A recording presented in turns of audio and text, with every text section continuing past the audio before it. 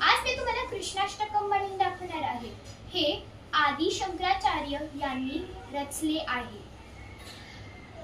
भजे भजैकमण्डनं समस्त पापखण्डनं स्वभक्त चित्तरञ्जनं सदैव दैवनन्दनं सुपिच्छबुच्छमस्तकं सुनाणुवेणु अस्तकं अनंगरंगसागरं नमामि कृष्णनागरं.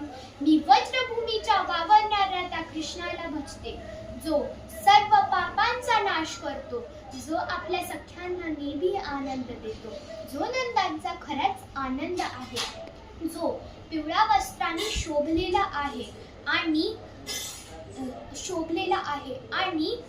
सुशोभित आहे, ज्यांच्यात अजन्मापासून सौंदर्याचा सागर आहे, अशा श्रीकृष्णांना मी नमस्कार करते. मनोज गर्व मोचनं विशाललोललोचनं विधूत गोपशोचनं नमामि पद्मलोचनं करारविन्दभूधरं स्मितावलोकसुन्दरं महेन्द्रमानदारणं नमामि कृष्णवारणं. ह्याचे अर्थ आहे